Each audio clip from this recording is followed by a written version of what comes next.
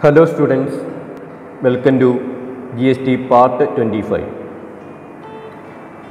Registration of special category of persons. ചില special കാറ്റഗറിയിൽപ്പെട്ട പേഴ്സണിൻ്റെ registration എങ്ങനെയാണെന്ന് നോക്കാം.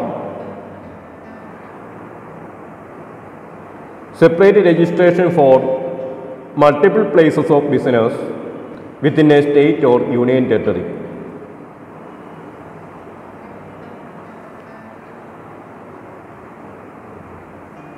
Subsection 2 of Section 25 CGST Act deals with separate registration for multiple places of business within a state or union territory. A person seeking registration under GST shall be granted a single registration in a state or union territory. സാധാരണയായിട്ട് GSTയിൽ registration വേണ്ടി apply ചെയ്യുന്ന ഒരു person ഒരു സ്റ്റേറ്റിൽ അല്ലെങ്കിൽ ഒരു union ടെറിട്ടറിയിൽ ഒറ്റ ഒരു രജിസ്ട്രേഷനാണ് ഇഷ്യൂ ചെയ്യുന്നത്. A person having multiple places of business in A state or union territory may be granted A separate registration for each such place of business subject to conditions prescribed. എന്നാൽ ചില conditions അനുസരിച്ച് ഒരു സ്റ്റേറ്റിൽ അല്ലെങ്കിൽ ഒരു union ടെറിട്ടറിയിൽ ഒന്നിൽ കൂടുതൽ business place ഉള്ള പേഴ്സൺ GST രജിസ്ട്രേഷന് അപ്ലൈ ചെയ്യുമ്പോൾ മൾട്ടിപ്പിൾ രജിസ്ട്രേഷൻ കൊടുക്കാറുണ്ട്.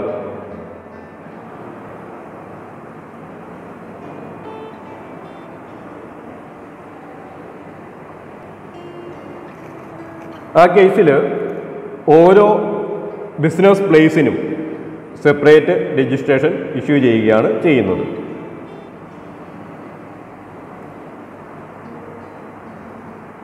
റൂൾ 11.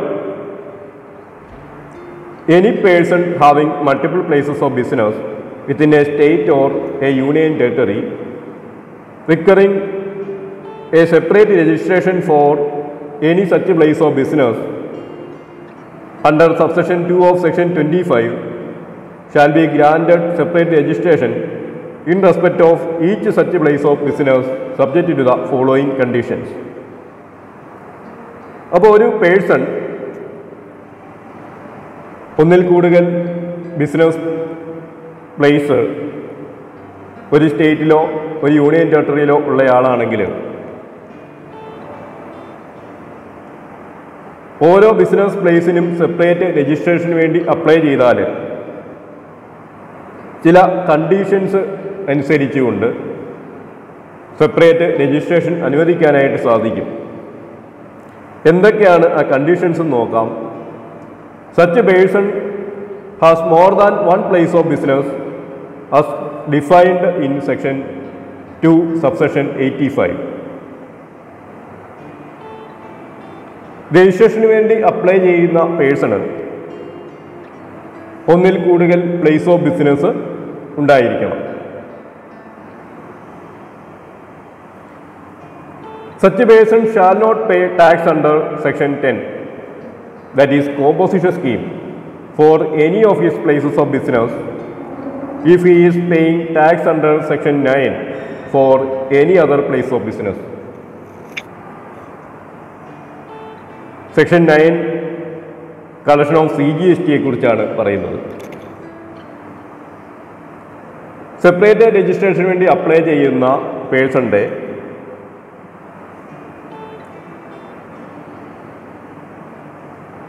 മിക്കവാറുമുള്ള എല്ലാ ബിസിനസ് പ്ലേസുകളും ബിസിനസ് സ്ഥാപനങ്ങളും GST രജിസ്ട്രേഷന് ഉള്ളവയാണ്. അതുപ്രകാരം ടാക്സ് അടയ്ക്കുന്നവയുമാണ്. എന്നാൽ അയാളുടെ ഒരു ബിസിനസ് പ്ലേസ് പോലും സെക്ഷൻ 10 പ്രകാരം രജിസ്റ്റർ ചെയ്തത് ആകാനായിട്ട് പാടില്ല. അതായത് ഒരു ബിസിനസ് പ്ലേസ് പോലും കോമ്പോസിഷൻ സ്കീം ഓപ്റ്റ് ചെയ്തതാകാനായിട്ട് പാടില്ല. ഒരു പേഴ്സൺ മൾട്ടിപ്പിൾ രജിസ്ട്രേഷന് വേണ്ടി അപ്ലൈ ചെയ്യുമ്പോൾ ഇയാൾക്ക് ആകെ 10 ബിസിനസ് പ്ലേസുകളാണ് ഉള്ളതെന്ന് വിചാരിക്കുക. അതിൽ ഒരെണ്ണം പോലും കോമ്പോസിഷൻ ഓപ്റ്റ് ചെയ്താകാനായിട്ട് പാടില്ല. All separately registered places of business of such a person shall pay tax under the Act on supply of goods or services or both made to another registered place of business of such a person and issue a tax invoice or a bill of supply as the case may be for such a supply. Separately registered ആയിട്ടുള്ള business place ആണെങ്കിൽ ഒരു taxable പേഴ്സണിൻ്റെ ഒരു registered business പ്ലേസിൽ നിന്ന് മറ്റൊരു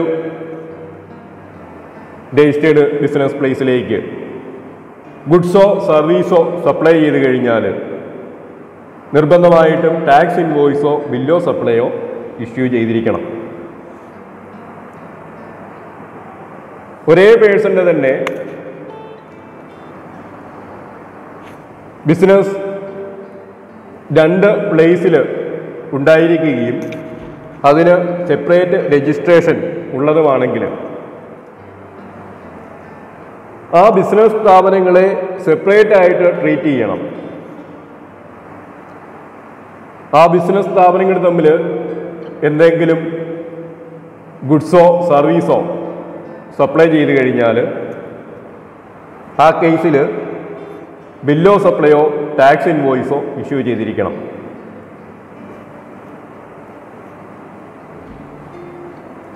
Where any place of business of a registered person that has been granted a separate registration become ineligible to pay tax under section 10, all other registered places of business of the said person shall become ineligible to pay tax under the said section. Multiple places of business ഉള്ള ഒരു registered person അയാളുടെ ഒരു business പ്ലേസിന് separate registration എടുക്കുന്നതിന് വേണ്ടി apply ചെയ്ത് കഴിഞ്ഞാൽ ആ particular place of business